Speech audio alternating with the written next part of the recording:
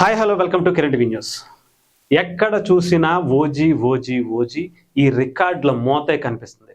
ఈ సినిమాకి ఓజీ అని ఏ ముహూర్తంలో టైటిల్ పెట్టారో కానీ నిజంగా ఆ టైటిల్ పెట్టినప్పటి నుంచి ఇంకా ఇది కొనసాగుతూనే ఉంది. అంటే ఈ ఓజీ మేనియా ఎలా ఉండబోతుందో ఎవరికీ అర్థం కావట్లేదు.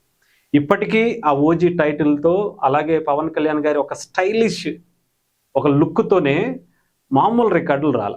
ఆ తర్వాత రిలీజ్ అయినటువంటి చిన్న గ్లిమ్స్ నిజంగా థియేటర్లు తగలబడిపోతాయా అనుకునేంత విధంగా ఆ గ్లిమ్స్లో ముఖ్యంగా తమన్ గారు ఇచ్చేటువంటి బ్యాక్గ్రౌండ్ స్కోరు మామూలుగా లేదు. ఆ తర్వాత మొన్న ఒక సాంగ్ రిలీజ్ చేశారు, ఓ జస్ గంభీరా అంటూ.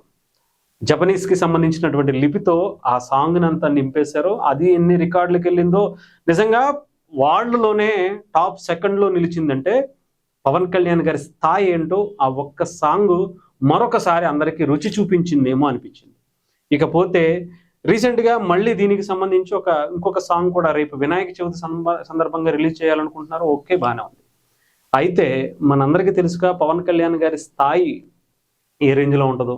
ఆయన ఫ్లాప్ సినిమానే కొంతమంది సూపర్ హిట్ అనుకునేటువంటి కలెక్షన్స్, ఆయన ఫ్లాప్ లేదా యావరేజ్ సినిమాకు వచ్చేటువంటి కలెక్షన్స్.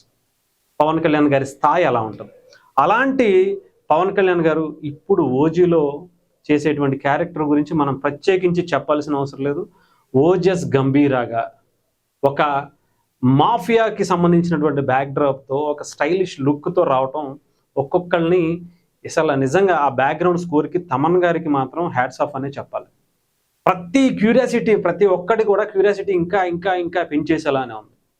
మొన్న రిలీజ్ అయినటువంటి సాంగ్తో ఆకాశాన్ని అంతేంత మామూలుగా లేదు ఆ సినిమాకి సంబంధించి ఎక్స్పెక్టేషన్స్. అయితే ఇంకొక రికార్డు కూడా ఈ సినిమాకి సంబంధించి చేరువైనట్టుగా తెలుస్తుంది. ఇప్పటి వరకు తెలుగు సినిమాల్లో ఎవరూ చేయలేనటువంటి ఒక రికార్డుని ఓజీ క్రియేట్ చేసినట్టుగా కూడా తెలుస్తోంది. అదేంటంటే ప్రీ రిలీజ్ రికార్డ్స్ అట. దాదాపు 150 నుంచి 200 కోట్ల ప్రీ రిలీజ్కి సంబంధించినటువంటి ఈ మూవీకి సంబంధించి ప్రీ రిలీజ్ థియేటర్స్లో ఏదైతే వేస్తారో దానికి 150 నుంచి 200 కోట్ల రూపాయల బిజినెస్ జరిగిందట. ఇంకా ఆలోచించండి, ఇప్పటి వరకు ఏ తెలుగు సినిమాకి జరగలేనటువంటి బిజినెస్ ఈ సినిమాకి జరిగిందంటే ఈ సినిమా ఎంత ఇంపాక్ట్, ప్రజల్లో ఎంత క్యూరియాసిటీతో ఉన్నారు అనే దానికి ఒక్క రికార్డే అర్థమవుతుంది. ఇకపోతే యుఎస్లో కూడా ఈ రికార్డ్స్కి సంబంధించి ప్రీమియర్స్కి సంబంధించి 24వ తారీఖు సెప్టెంబర్ అక్కడ ముందు ఒక రోజు ముందే ఈ సినిమాని రిలీజ్ చేస్తారు. అంతేకాకుండా ఈ సినిమా 25వ తారీఖే రిలీజ్ అవుతుంది, ఎటువంటి పోస్ట్ పోన్ లేదు అని చెప్పి చిత్ర యూనిట్ నుంచి కూడా ఒక అద్భుతమైనటువంటి మెసేజ్ కూడా ఇచ్చారు. 100% సెప్టెంబర్ 25న థియేటర్లలో దాడి చేయడానికి ఓజీ సిద్ధమవుతున్నాడు అని చెప్పి చాలా క్లారిటీగా ఇచ్చారు. ఇకపోతే ఇప్పటికే తెలుసుగా ఈ థియేటర్కి సంబంధించినటువంటి రైట్స్, శాటిలైట్ రైట్స్ అన్నీ కూడా ఒక భారీ ఎత్తున జరిగాయి.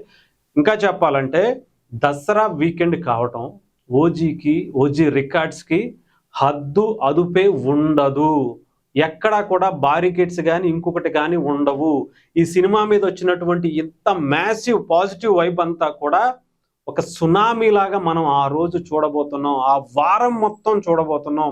నిజంగా చెప్పాలంటే ఇప్పటి వరకు ఉన్నటువంటి తెలుగు సినిమా రికార్డ్స్ అన్నిటిని కూడా చెరిపేసి సరికొత్త రికార్డులని పవన్ కళ్యాణ్ గారి ఖాతాలో ఓజీ రూపంలో వేసుకోబోతున్నారు అనటంలో ఎటువంటి సందేహం లేదు. డెఫినెట్గా ఒక మ్యాసివ్ హిట్ని ఈసారి తెలుగు సినిమా కాదు, ఇండియన్ సినిమా హిస్టరీని తలదన్నే విధంగా ఓజీ రికార్డ్స్ ఉండబోతున్నాయి. మార్క్ మై వర్డ్స్, నేను చెప్తున్నాను కదా, మీరు ఊహించని విధంగా ఈ సినిమా ఉండబోతుంది.